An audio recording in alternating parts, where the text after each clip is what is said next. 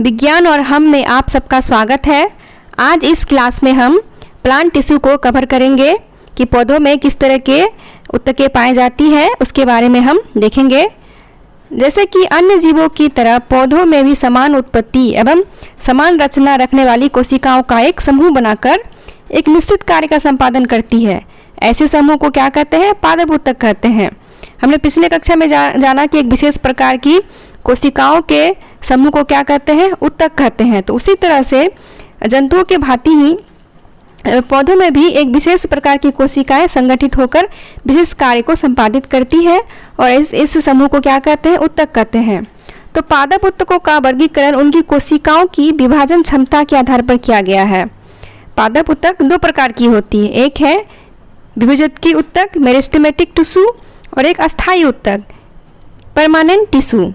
तो चलिए हम आज इस कक्षा में मेरिस्टेमेटिक टिश्यू के बारे में जानते हैं और उसके प्रकार के बारे में चर्चा करते हैं। मेरिस्टेमेटिक टिश्यू इमेच्योर जीवित कोशिकाओं की बनी होती है जिसमें विभाजन की क्षमता होती है। इस ऊतक की कोशिका छोटी, अंडाकार या बहुभुजी होती है और इसकी भित्ति किसकी बनी होती है? सेल्यूलोज की बनी होती है। मेरिस्टेमेटिक टिश्यू को सामान्यतः क्या कहते हैं? ग्रोथ टिश्यू कहा जाता है, अर्थात यह मुख्यतः वृद्धि वाले क्षेत्र, जड़ एवं तना के अंतिम सिरे पर पाई जाती है। यह ग्रोथ करती है, यानी कि जितने सारे सिरे होते हैं पौधों, प्रत्येक कोशिका जो होती है मेरिस्टेमेटिक टिश्यू की, वह घना कणयुक्त कोशिका द्रव्य से भरी रहती है। इन कोशिकाओं में प्रायः रसधानी जो होती है वैक्यूल, वो नहीं पाई जाती है और इसमें एक बड़ा केंद्रक होता है तथा कोशिकाओं के बीच में इंटरसेल्युलर स्पेस नहीं पाया जाता है। यह ऊतक पोजीशन के आधार पर निम्नलिखित 3 प्रकार की होती है, जैसे कि एपिकल, लेटरल और इंटरकेलरी, यानी कि शीर्षस्थ, पार्श्वस्थ और अंतर्वेशी जिसको कहते हैं। पौधों में वृद्धि का स्थान जो होता है इन्हीं ऊतकों के द्वारा बनता है। मेरिस्टेमेटिक टिश्यू के द्वारा बनी नई कोशिकाएं शुरू में इन्हीं की तरह होती है, लेकिन फिर वो मैच्योर होकर वो किस में बदल जाती है? अस्थायी ऊतकों में परिवर्तित हो जाती है। तो चलिए अब हम इसके प्रकार के बारे में पढ़ते हैं कि यह कितने प्रकार की होती है। हमने जाना कि यह कितने प्रकार की होती है? यह 3 प्रकार की होती है। कौन? एपिकल मेरिस्टेमेटिक टिश्यू, दूसरा लेटरल मेरिस्टेमेटिक टिश्यू और तीसरा intercalary meristematic tissue. Apical meristematic tissue यह जड़, तना, शाखाओं एवं पत्तियों के शीर्ष यानी कि एपिक्स में पाया जाता है।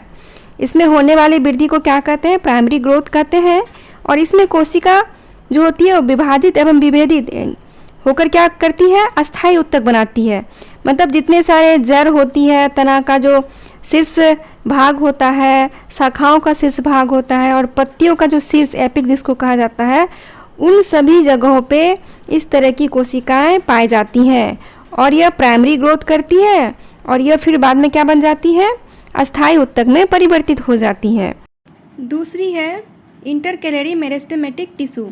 यह पत्तियों के आधार में या टहनी के इंटरनोड अर्थात ज्वाइंट वाले जो जगह होते हैं ना, उसी में पाया जाता है और वृद्धि करके किस में बदल जाता है? फिर यह अस्थायी ऊतक में बदल जाता है। तो जितने सारे ज्वाइंट होते हैं, जैसे कि पत्तियां जो जुड़ी होती है टहनी से या टहनी जुड़ी होती है मोटे शाखाओं से, या जितने सारे जो ज्वाइंट वाले जगह होते हैं उसमें कौन से ऊतकें पाई जाती हैं? उसमें इंटरकेलरी मेरिस्टेमेटिक टिश्यू पाई जाती हैं और यह फिर ग्रोथ करके किस में बन जाती है? यह अस्थायी ऊतक में भी परिवर्तित हो जाती हैं।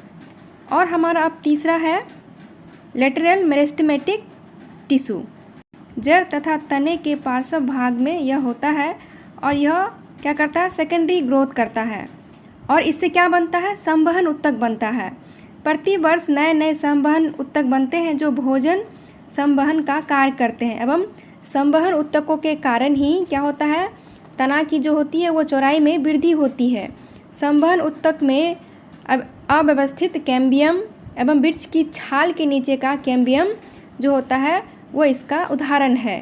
पौधों की जो मोटाई चौड़ाई होती है इसी ऊतक के कारण होती है और वैस्कुलर कैम्बियम जो होती है वो द्विबीजपत्री पौधों में जाइलम और फ्लोएम के बीच कोशिकाओं के अस्तर के रूप में रहती है और इनकी कोशिकाएं क्या होती है, विभाजित होकर अंदर की ओर जाइलम और बाहर की ओर फ्लोएम का निर्माण करती है। कॉर्क कैम्बियम छाल के नीचे होता है। कॉर्क कैम्बियम जो होता है वो क्या होता है, छाल के नीचे होता है और इनकी कोशिकाओं के विभाजन से पौधों की छाल का निर्माण होता है। एक बीजपत्री पौधों में यह ऊतक जो होती है लेटरल मेरिस्टेमेटिक टिश्यू, यह नहीं पाई जाती है। उम्मीद है आज का क्लास आप लोगों को समझ में आया होगा और इसी तरह आगे भी इस हमारे विज्ञान और हम में बने रहिए। तब तक के लिए धन्यवाद।